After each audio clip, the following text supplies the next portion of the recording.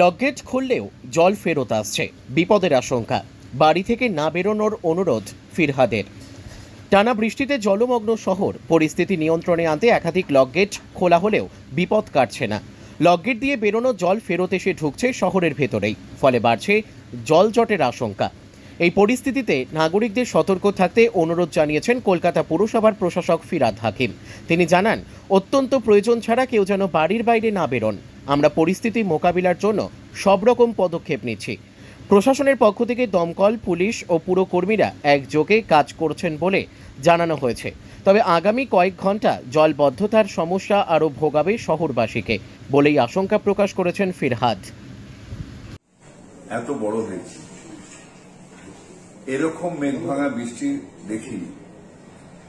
আমি খবরের কাগজে পড়ছিলাম উত্তরাখণ্ড,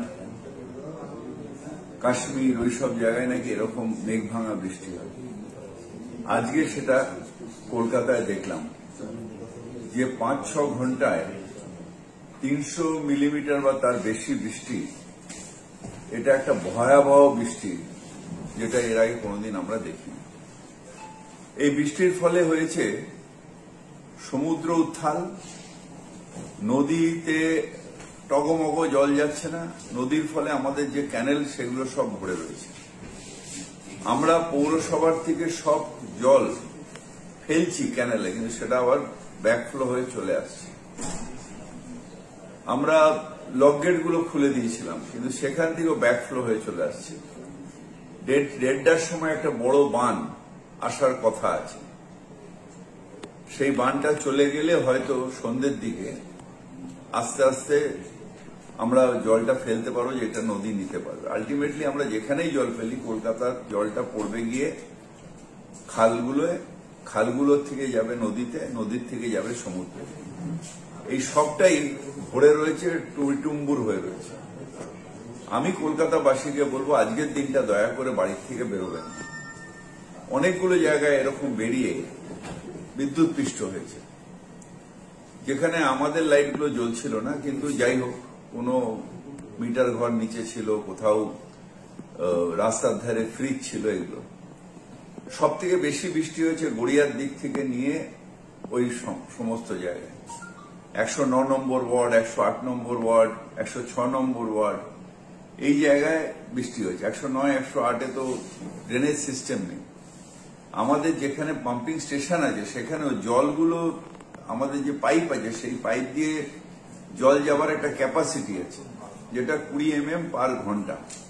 300 mm জল যেতে গেলে এমনি স্বাভাবিকভাবেই কত ঘন্টা লাগে। আর সেই জলটা ফেলছি যখন ক্যানেলে, সেই জলটা আবার ব্ল্যাক ফ্লো হয়ে চলে আসছে, কারণ সব ভর্তি। চারিদিকে, কলকাতার চারিদিকে নদী নালা যত আছে সব ভর্তি হয়ে রয়েছে। এই জলটা যতক্ষণ না ন্যাচারালি কমে যাবে, নদী নালার জলটা যতক্ষণ না সমুদ্রে গিয়ে পৌঁছবে, ততক্ষণ এই জলটা কমবে খুব আস্তে আস্তে। তাই আমরা সবাই প্রতীক্ষা করছি। আমাদের পুরো টিম সকাল থেকে লেগে আছে। আমার MMIC তারক সিং, আমাদের কমিশনার, আমাদের SOTID সবাই রাস্তায় রয়েছে। আমিও রাস্তায় ঘুরে এসে এই কন্ট্রোল রুমে এলাম। আমরা প্রাণপণ চেষ্টা করে যাচ্ছি, কিন্তু প্রকৃতির হাতে আমরা সবাই একেবারে অবশ। আমরা প্রকৃতির সাথে লড়াই করতে পারি না। এই অবস্থায় সাধারণভাবে যদি বৃষ্টি হয়, কলকাতায় জল জমার কথা নয়, যেভাবে পলি পরিষ্কার হয়েছে, কিন্তু একটা অ্যাবনর্মাল বৃষ্টি হয়েছে।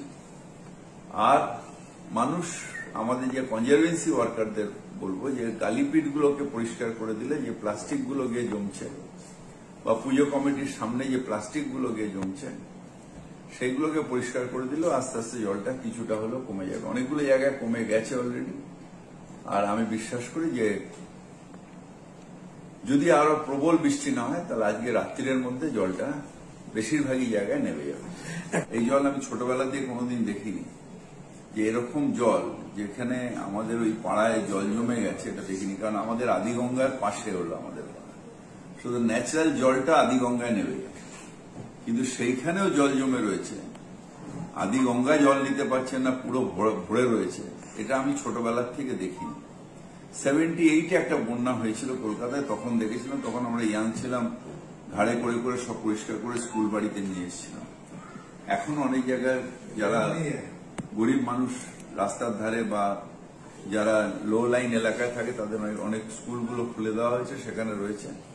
আমরা কর্পোরেশন থেকে এবং থানার থেকে বলা হয়েছে যে খাওয়া দাওয়ার ব্যবস্থা করে দিতে, কিন্তু জল যদি আর বৃষ্টি না হয়, আমরা আশা করছি যে আজকে রাত্রির মধ্যে জলটা নেমে যাবে।